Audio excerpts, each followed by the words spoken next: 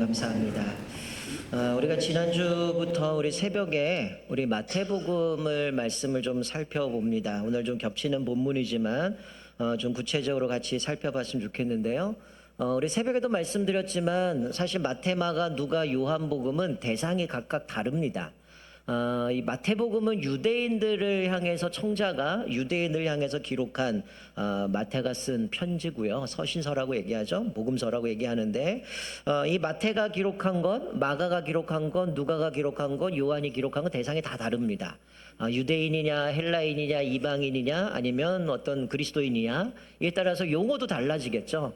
받아들인 사람의 입장 또 그 사람들의 배경 이런 것들에서 달라지기 때문에 우리가 뭐 늘 하나님의 나라를 이야기하지만 이 용어를 잘 이해 못하면 그냥 하늘나라라고도 표현하고 뭐 천국이라도 표현하고 이게 좀 용어가 달라지는 모습도 있습니다.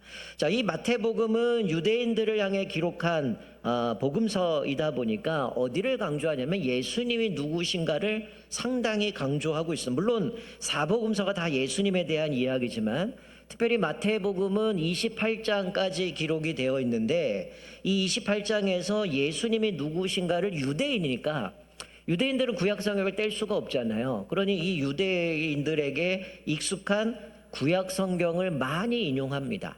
28장밖에 되지 않는 이 마태복음에 대략 한 53번에 되는 그 이상으로도 얘기를 해요. 학자들마다 53번의 말씀을 인용합니다. 그러니 28장에서 53번을 인용하는 거의 장마다 여러 번을 성경을 인용하고 있다라는 거죠. 자, 1장부터 살펴보면 족보가 나오죠. 여러분 족보를 왜 기록을 할까요? 예수님을 얘기를 해야 되는데 예수님이 누군가를 이해하기 위해서 이제 족보를 시작하는 거죠. 그런데 1장의 족보를 자세히 살펴보면 예수님이 구약의 메시아로 예언됐던 그분을 강조하기 위해서 뭘 얘기합니까? 예수님이 다윗의 자손이다라는 것을 강조하면서 1장을 자세히 살펴보면 다윗의 자손이라는 이 표현이 5번이 언급됩니다. 계속 예수님의 족보를 이야기하는 다윗의 자손, 다윗의 자손, 다윗의 자손을 얘기를 하는 거죠. 즉 이 예수님은 바로 정통적인 다윗의 자손에서 태어나신 메시아를 강조하는 거죠. 그런데 이 예수님이 하나님의 아들이심을 강조하기 위해서 이 마태는 단순한 인간이 아니라 성령으로 잉태되었다라는 거죠. 이것도 이사야서 성경의 말씀을 인용하면서 그 말씀이 성취된 거다라고 얘기를 합니다. 뿐만 아니라 유대인의 왕으로 태어나셨는데 이 동방박사들이 와서 경배하는 모습을 통해서 예수님은 그냥 유대인만에 국한된 게 아니라 만왕의 왕이심을 또 드러내는 사건이 오늘 본문 2장에 기록되어 있습니다. 자, 오늘 본문은 새벽에도 함께 나눴지만 동방박사가 경배하러 온 그 이후의 모습을 기록하고 있습니다. 여러분 성경에 보면 헤롯이 되게 자주 나와요. 근데 이 성경에 헤롯이라고 이야기를 하는데 가끔 보면 이 헤롯이 죽었는데 또 뒤에 또 헤롯이 나오고 여기도 헤롯이고 막 이러다 보니까 혼선이 되기 시작하는데 여러분 뭐 복잡하니까 이걸 다 정리하기는 뭐 시간이 많이가 살 수는 없지만 간략하게 말씀드리면 여러분 헤롯은 당시 로마 황제를 대신해서 팔레스타인 그리고 그 인접 지역을 다스렸던 왕조의 왕들을 헤롯이라고 얘기해요. 대략 BC 55년부터 AD 93년까지를 이야기하는데 자, 우리 그 지도 하나 보여주시면요. PPT 보여주시면 자, 이게 우리가 오늘 본문에 나오는 헤롯은 헤롯 대왕입니다. 자, 그러면 이스라엘 지도를 넓게 보여주셨는데 저 주황색으로 되어 있는 게 당시에 로마를 대신해서 헤롯 대왕이 저렇게 지역을 장악을 하고 다스렸습니다. 그러니까 이 헤롯이 저 넓은 영역들을 다스리다 보니까 이스라엘은 쉽게 얘기하면 식민지죠. 로마의 지배를 받고 있었던 시대였다는 거예요. 자, 그런데 동방박사가 예수님을 경배하러 왔다라고 얘기하면서 헤롯이 묻습니다. 너 자세히 살펴보고 와서 내려주셔도 돼요 하면 자세히 살펴보고 그리고 와서 나에게 알려줘라. 나도 가서 이 메시아를 경배하겠다라는 거예요. 그런데 시간이 가도 동방박사가 오지 않아요. 알고 봤더니 자기가 속았다는 거 안 거죠. 원래 이 오늘 본문 말씀 보니까 동방박사는 분명히 보고 알려줘야 되는데 주의 천사가 나타나서 꿈의 현몽에서 너희들 헤롯에게 가지 말고 왔던 길 말고 다른 길로 돌아가라. 그래서 이 동방박사들은 돌아갑니다. 그리고 요셉에게도 하나님께서 천사를 통해서 꿈에 나타나서 뭐라고 얘기해요? 정확하게 얘기하죠. 헤롯이 아기를 죽이려고 하니 애굽으로 피하라라고 이야기를 합니다. 그러니까 예수님과 어머니 마리아, 요셉이 애굽으로 피신하게 되는 거죠. 자, 사진 하나 보여주시겠어요? 제가 이집트 갔더니 예수님이 이집트로 피신했다고 저렇게 조각으로 부조로 만들어 저기 붙여놨더라고요. 그리고 오른쪽에 있는 거는 뭐 예수님 시대 때 교회는 아니지만 나중에 아마 비잔틴 시대 이후라고 얘기를 하는데, 저희가 이제 예수님 피난 교회라고 해서 이렇게 지어 있습니다. 그래서 많이 성지순례하는 사람들이 보게 되는데, 여러분 생각해 보세요. 유대인들이 생각할 때는 예수님이 메시아라는데 도망을 가? 이거 힘도 없네. 별거 아니네. 그런데 내가 어떻게 메시아로 섬기겠어? 메시아라면 로마의 압제를 짓밟고 뭔가 강력한 군주가 돼서 이제 우리가 로마를 지배하고 우리가 이래야 되는데, 이 무슨 예수님의 메시아라는데 애굽으로 도망가. 이거 우리 메시아로 인정할 수 없어. 이렇게 생각하지 않았겠어요? 그러니 오늘 마태는 뭐라고 얘기합니까? 호세아 11장 1절을 인용하면서 예수님이 힘이 없어서 애굽으로 도망가신 게 아니라 뭐라는 거예요? 말씀의 성취로 가신 거라는 거예요.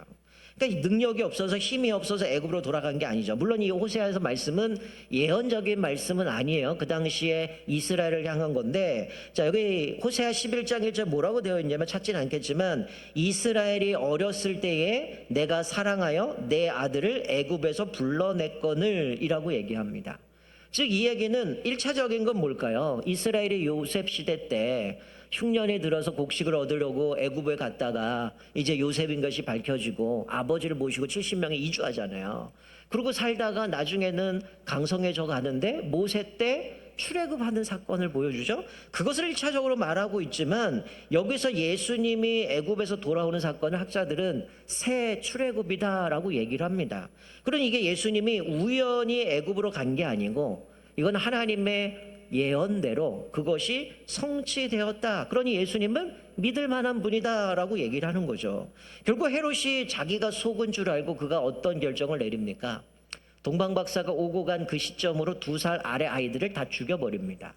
그런데 이 사건도 예레미야를 인용하면서 구약의 성취다라고 얘기를 합니다. 얼마나 많은 아이들이 죽었겠어요, 억울하게. 자, 18절에 보니까 라마에서 슬퍼하며 크게 통곡하는 소리가 들리니 라헬이 그 자식을 위하여 애곡하는 것이라.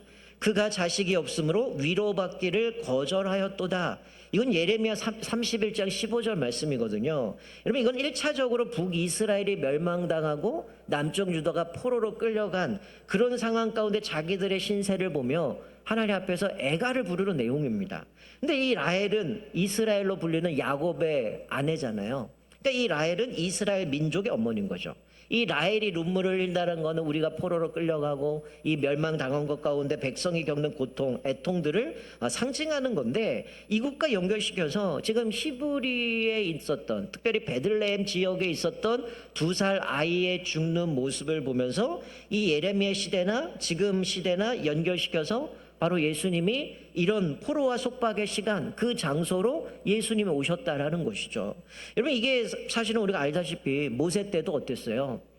이스라엘이 강성해지니까 얘네들 분명히 점점 강성해지면 적군과 하나가 돼서 전쟁할 때 우리를 공격할 거야. 그래서 모세 시대의 남자아이들 태어나면 다 죽이잖아요. 이것과 연결시켜서 오늘 본문의 말씀에서는 이 당시 헤롯의 폭정이 상당히 심각했거든요. 그러니 하나님 앞에서 이스라엘 백성들에게 이런 압제 속에서 메시아에 대한 갈망, 메시아에 대한 그런 영혼들이 있었는데, 바로 예수님이 이 땅에 오신 분명한 정체성과 역할이 뭔지를 보여주는 거죠. 마치 예레미야 시대 때 하나님 앞에 이들이 회개하고 다시금 정신 차려서 주님 섬기면 하나님이 그들을 구원하시고 회복시켜 주실 것이다, 거기로부터 속박으로 자유를 주실 것이다 라고 말씀한 것처럼, 이 메시아를 통해서 헤롯의 폭정에서 또 하나님의 그 구원을 통해서 이들을 자유케 하시고 은혜해 주실 것을 상징적으로 보여주시는 거죠. 그래서 마태는 이게 우연이 아니라 하나님께서 이미 구약에 매언되었던 그 말씀의 성취다라고 얘기를 하고 있는 거죠.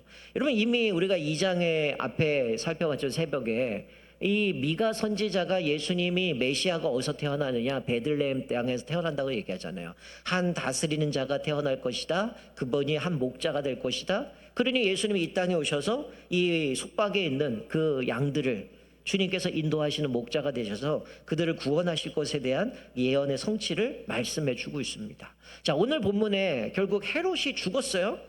그리고 나서 하나님은 다시금 요셉에게 꿈에 현몽하셔서 어떻게 해요? 이스라엘로 돌아가라 라고 말씀합니다. 헤롯이 죽었다라고 얘기를 해요. 그런데 이 요셉이 자기 아내와 예수님과 함께 이스라엘 땅으로 들어가는데 어떤 이야기를 들어요? 이스라엘 땅에 아켈라오라는 왕이 다스리고 있다라는 거야. 근데 이 아켈라오가 헤롯의 아들입니다. 근데 이 사람 역시 아버지 못지않게 폭정을 행했다라는 거예요. 자, 여러분 성경에 보면 분봉왕이란 이름을 들어보셨을까요? 분봉왕. 이거는 뭐냐면 로마가 유대 땅의 여러 지역을 나눠가지고 다시 왕들이 그것을 통치하게 만드는 건데, 자, 지도 하나 보여주시겠어요? 자, PPT 지도 하나 보여주세요. 네. 자, 여기 보면 황토색으로 그려져 있는 게 헤롯 누구예요? 아켈라오가 통치했던 지역입니다. 저기 보면 빨간 거 저 베들레헴 있죠. 자, 녹색은 헤롯 안티파스가 다스렸던 지역이고요. 저 보라색은 헤롯 빌립이 다스렸던 지역이에요. 물론 누가복음에 보면, 지금 저희는 마태복음과 얘기는 안 하지만 누가복음에는 5명을 이야기하면서 분봉하게 이제 쭉 나눠지는데, 자, 저기 보시면 천사가 알려줘서 현몽하여서 이스라엘로 돌아가던데 어떻게 이둠의 밑이 애굽이잖아요. 절로 올라가는데 베들레헴을 지역에 누가 다스린다? 아켈라오가 다스리는데 이 사람도 못지않은 폭정이었어요. 아버지도 건축에 목숨을 걸었는데 이 아켈라오도 건축에 목숨을 겁니다. 그러니 백성들이 너무 힘든 거죠. 그러니 이 사람들이 불만이 쌓이기 시작하고서 유대와 사마리아의 어떤 귀족들이 그들이 이제 로마 황제를 찾아가요. 로마 황제를 찾아가서 이제 이들이 탄원을 하는 겁니다. 우리 도저히 못 살겠습니다. 근데 로마의 정책은 뭐예요?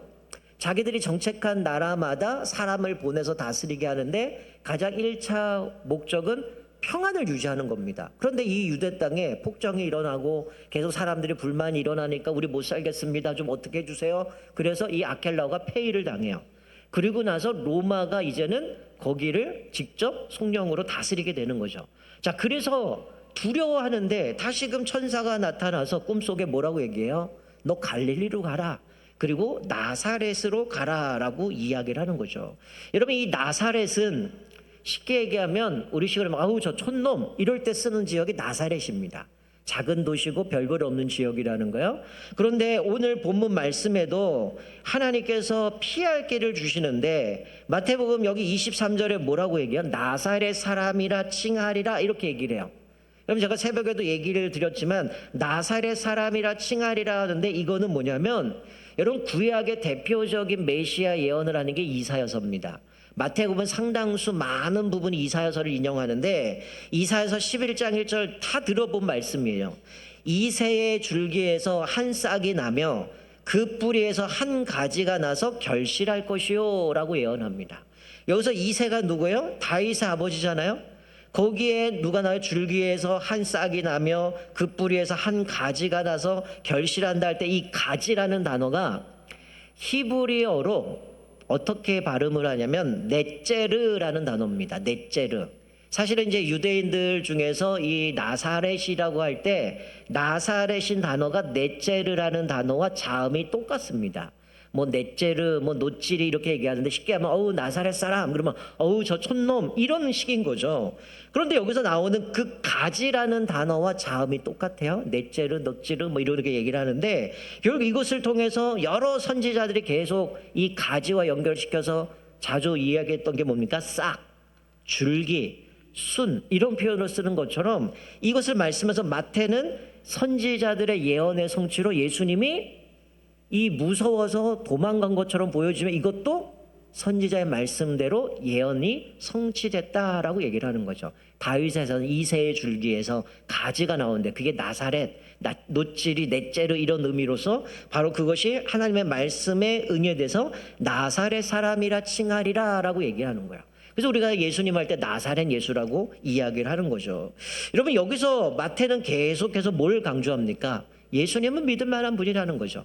너희들 생각하는 힘없는 사람, 별 볼 일 없는 사람, 그냥 한순간 한 인간에 불과하다가 아니라 성령으로 잉태된 분이고, 그리고 이 족보를 봤을 때에 다윗의 정통적인 그 계보를 잇는 메시아라는 거고, 예수님이 애굽에 간 것, 또 나사렛에서 간 거는 하나님의 말씀 그대로 성취되었다라는 것을 말씀해 주고 있는 거죠. 여러분, 우리가 이 본문의 말씀을 통해서 우리에게 주시는 교훈이 뭡니까? 여러분, 어쩌면 지금도 많은 사람들이 예수님에 대해서 그렇게 얘기를 할 거야. 예수님 믿어도 별 볼 일 없다라고 생각하는 사람들은 어쩌면 자기들에게 효능감이 없다고 생각할 거야. 예수 믿어도 뭐 나한테 뭐 달라지는 것도 없고 이런 얘기를 하겠지만, 여러분, 우리가 인생을 살다 보면 여러 가지 위기를 만납니다. 오늘 예수님도 똑같아요. 메시아로 오셨지만 위기를 만나요. 그런데 우리가 이런 위기를 만날 때 무언가 나는 마치 동화에 비유하면 동화줄을 붙들려고 하죠. 나에게 이 물질이 나에게 동화줄이라고 생각합니다. 또 어떤 사람은 나를 도와줄 만한 인맥이 동화줄이라고 생각해요. 또 어떤 사람은 난 인맥도 없고 물질도 없으니 내가 산전수전 겪으면서 내가 어떤 처세술이나 아니면 어떤 경험에서 나오는 그런 모든 것들이 나의 노하우들이 돼서 그것이 마치 동화줄이라 생각할 때가 많아요. 근데 문제는 그게 썩은 동화줄이라는 걸 모른다는 거죠. 여러분, 그것이 결국 우리를 지켜줍니까? 지켜주지 못한다는 거예요. 오늘 본문에도 나오지만 결국 우리를 지켜주시고 보호하시는 것은 하나님밖에 없음을 보여주는 거죠. 우리는 하나님의 백성이기 때문에 그분의 인도하심에 거할 때만 참된 만족과 안식을 누리는 거죠. 예수님도 마찬가지죠. 하나님이 현몽하여서 그 천사를 현몽하여서 말씀하신 그 안에 거할 때만 예수님도 안전하셨다는 거죠. 저와 여러분은 우리의 대장 대신 예수님만을 신뢰하면서 그분의 통치에 온전히 순종하시기를 주님의 이름으로 축원드립니다. 여러분, 오늘 본문에서 예수님은 처음부터 끝에까지 계속 뭘 강조합니까? 피할 길을 주셨다는 거예요. 헤롯이 죽이려고 할 때 천사를 통해서 애굽으로 피신해라. 언제 돌아갈지도 알려주죠. 헤롯이 죽을 때까지. 그리고 헤롯이 죽고 나니까 알려주죠. 헤롯이 죽었다. 너 이스라엘로 돌아가라. 그런데 뭘 얘기합니까? 두렵다는 거예요. 아켈라오 때문에. 여러분, 우리가 어떤 위기를 만날 때 두려운 거, 이거 이상한 게 아니에요. 당연한 겁니다. 문제는 두려움 때문에 주저앉는 게 문제죠. 오늘 이 요셉도 두려워했어요. 근데 하나님이 어떻게 해요? 또 말씀하시죠. 갈릴리로 가라, 나사렛으로 가라 라고 말씀하시는 거죠. 언제나 고난 중에 피할 길을 허락해 주셨다는 거예요. 여러분, 시편 46편 1절, 여러분 너무나 잘 아시는 말씀이지만 하나님은 우리의 피난처시요 힘이시니 환난 중에 만날 큰 도움이시다 라고 말씀하잖아요. 우리가 환난 때에 우리에게 도움되는 건 하나님밖에 없다는 거예요. 물질도 사람도 내 경험도 아니라는 거죠. 여러분이 잘 아는 고린도서 10장 13절에 뭐라고 말씀해요? 사람이 감당할 시험 밖에는 너희가 당한 것이 없나니 오직 하나님은 미쁘시사 너희가 감당하지 못할 시험 당함을 허락하지 아니하시고 시험 당할 쯤에 또한 피할 길을 내사 너희로 감당하게 하신다는 거예요. 여러분, 우리가 감당할 시험을 주죠. 그 감당하지 못하는 시험은 주지 않아요. 그 감당할 때 어떻게 해요? 또 피할 길을 주셔서 우리가 능히 그것들을 감당하게 한다라는 거예요. 근데 우리는 늘 시련과 고난과 어려움을 만나면 늘 이런 것 저런 것 되면서 핑계들, 이것 때문에 못하고요, 저는 이래서 안 되고요, 저는 능력도 없고요, 저는 백도 없고요, 이래서 안 됩니다. 그리고 주저앉을 때가 많다는 거예요. 근데 오늘 본문에서 우리가 깨닫는 거는 주님은 이 예수님이 태어나시고 이제 애굽으로 갔다가 돌아오는 모든 가정 가운데 계속해서 하나님이 지시하시고 알려주시고 하나님께서 피할 길을 허락해 주셨다라는 겁니다. 여러분, 우리가 불평불만 가질 수 있어요. 그런데 그걸 갖기 시작하면 어떤 일이 벌어집니까? 일이 안 됩니다. 내 생각에 부정적인 생각, 안 된다라는 걸 깔고 가기 때문에 일이 될 리가 없어요. 여러분, 내가 염려하고 걱정한다고 그 일이 해결됩니까? 안 된다는 거예요. 우리가 잊지 말아야 될 것은 하나님이 나를 사랑하신다는 것, 그리고 내 삶에 하나님이 날마다 복을 주시기 원하시는 분이라는 것을 잊지 마셔야 되는 거예요. 이 사실을 믿는다면 어떤 어려움이 오든 문제가 오든 은히 흔들리지 않습니다. 유혹이 찾아오든 사단이 우리를 공격하든 우리는 흔들리지 않죠. 사도 바울이 고백한 것처럼 성령에 충만하여서 전진갑주 있고 능히 말씀으로 대적할 수 있거든요. 그리고 이미 예수님이 십자가에서 그 모든 사단권을 깨뜨리셨기 때문에 우리는 이미 싸워 놓으신 싸움을 우리는 싸우고 있는 거예요. 그래 이미 두려워할 이유가 없는 거예요. 근데 우린 자꾸만 이게 없고 저게 없고 내가 태를 잘못 만나서 이때 태어나갖고 왜 내가 이런 시기에 태어나서 나는 아무것도 할 수 없는가? 이건 다 핑계에 불과하다는 거죠. 나를 이 땅에 태어나게 하시고 나를 구원하신 그 하나님의 은혜를 생각한다면 내가 두려워할 게 없다라는 거죠. 물론 삶은 힘들고 어렵습니다.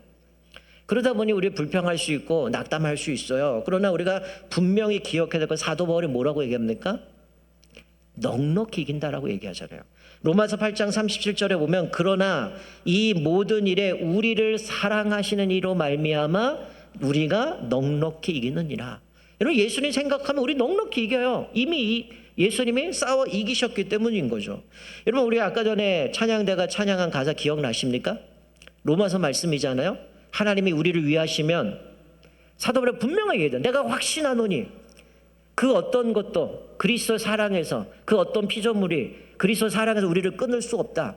왜요? 예수님이 나를 대신해 십자가 죽으셨고 빚값으로 우리를 구원하셨는데 그 어떤 것 그리스도 사랑을 끊을 수 없다거든요.